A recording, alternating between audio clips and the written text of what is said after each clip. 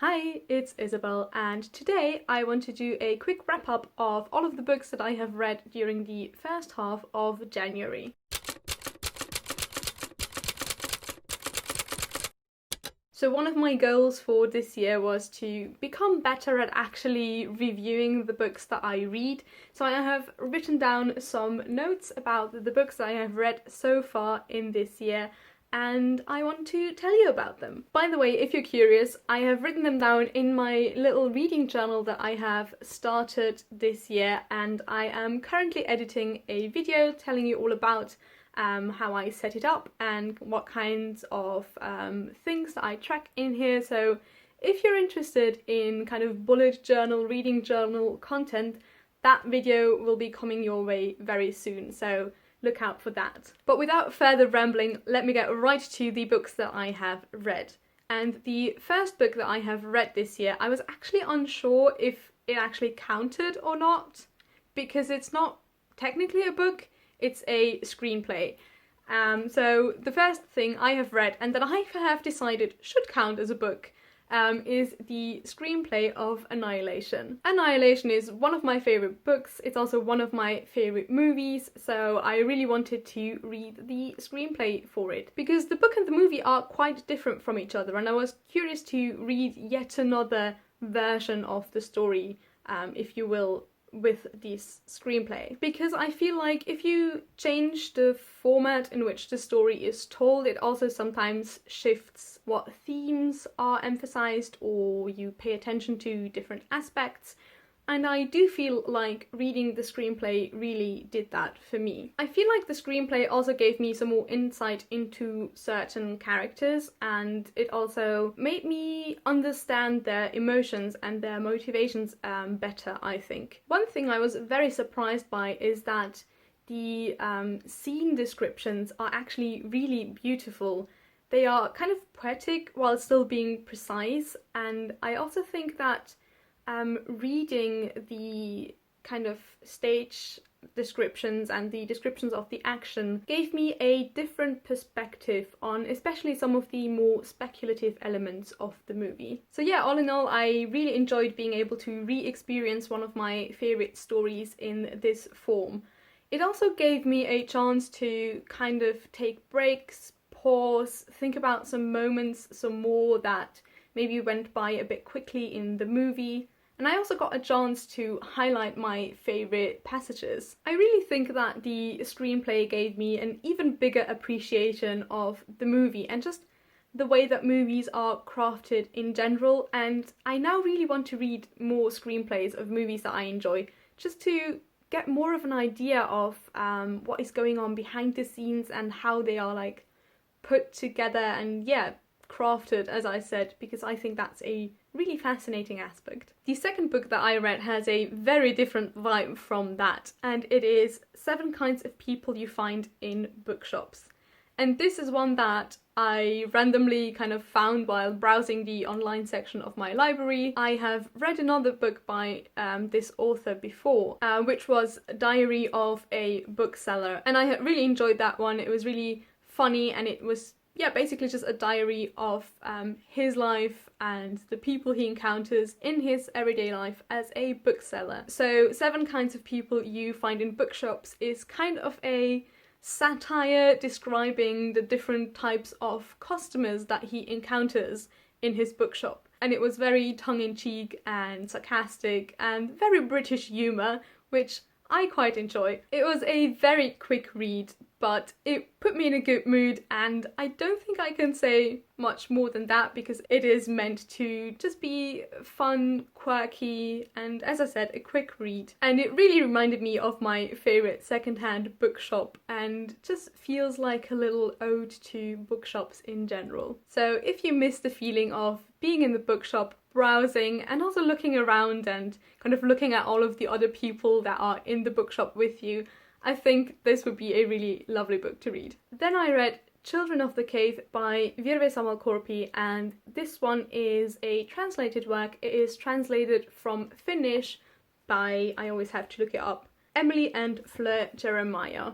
And this one I think is a very beautiful but also a bit of a strange book. It is written in diary entries from the point of view of a young man who joins an expedition to go to the Russian wilderness.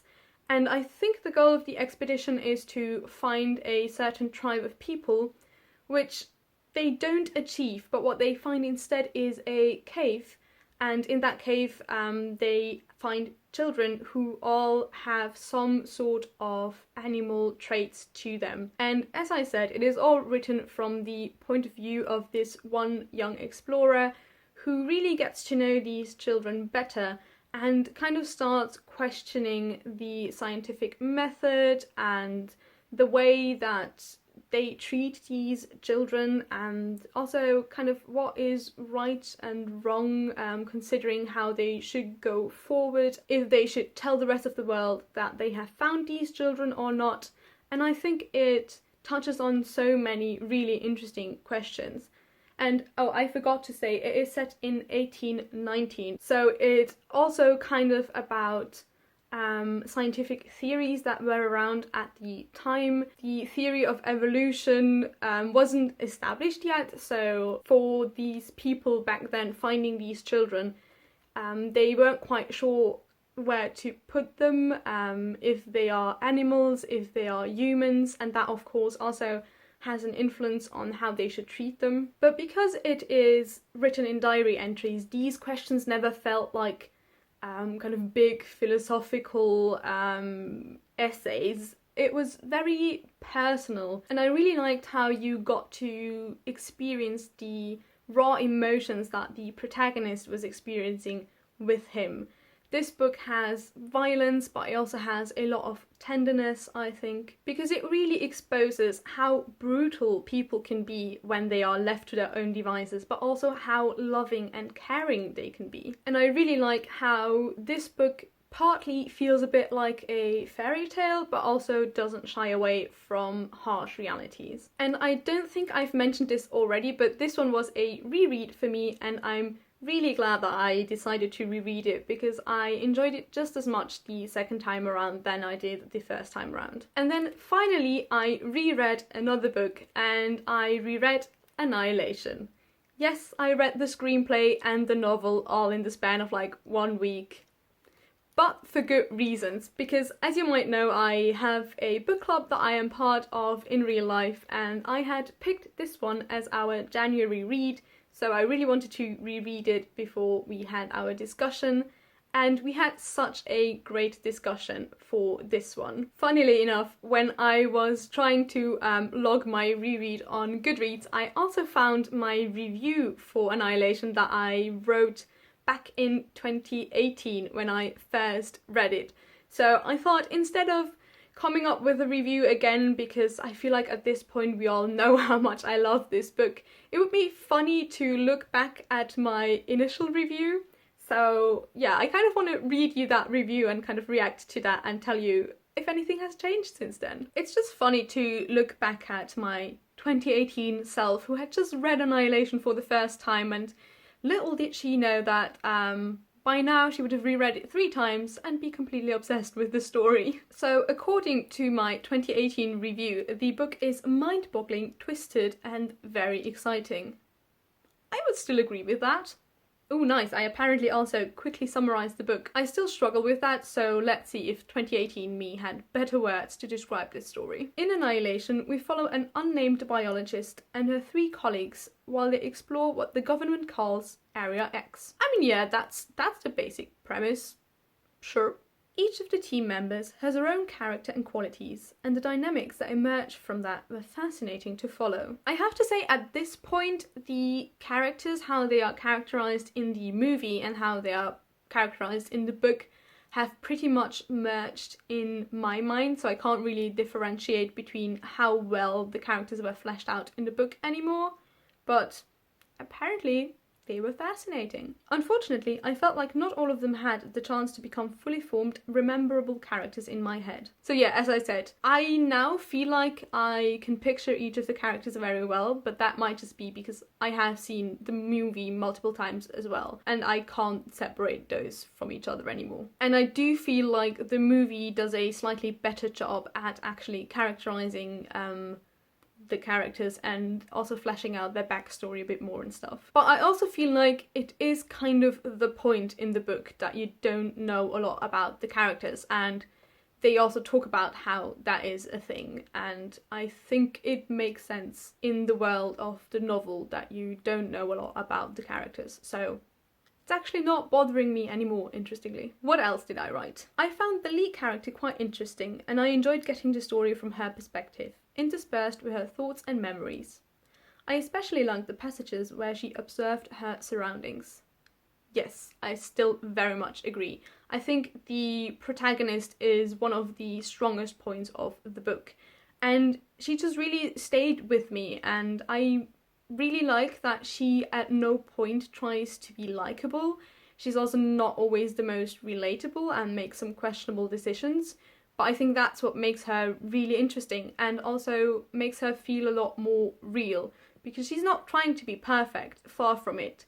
She's just trying to get through the situations that she's put in, and she doesn't always do that in a way that you would expect. I think I've written some more about the descriptions of the surroundings, so let's see. The way VanderMeer describes nature and the creatures of Area X has a fuzziness to it that strongly activated my imagination. It also created an eerie atmosphere, and I constantly felt like something unexpected might happen at any time, which in fact it often did. Yeah. Still agree. I think the things VanderMeer did with nature in these novels is really interesting, and I also like how it kind of gives nature back its power by making it a lot stronger than the people in this area and making it very threatening again. All in all, the exploration of this unknown territory was exciting to read about and also provided a lot of food for thoughts. For sure. I will surely continue this series as I'm curious to find out more about Area X and the way it's treated. That's funny to me because I did in fact read the other two books. They're right here. And yeah, obviously I could never get enough of Area X, and I'm still rereading and rewatching this story a lot. Well, that was fun, and that really makes me want to write more proper reviews, so I'm also really glad I'm now doing these wrap-up reviews, because I think it's so interesting to look back at my thoughts from when I first read a novel and compare it to how I feel about it now, because sometimes my opinions about books completely change, especially if like a few years go by. So that just really makes me happy that I've now decided to put some more effort into actually reviewing the books I read again. But that was it for this video. Those are all of the books that I have read in the first half of January. I hope that my reading month will continue as amazingly as it has started, because so far I have loved every book that I have read, so let's hope my reading will continue like this. I hope you also enjoyed hearing my thoughts on all of these books. Thank you so much for watching, and I will hopefully see you in my next video. Bye!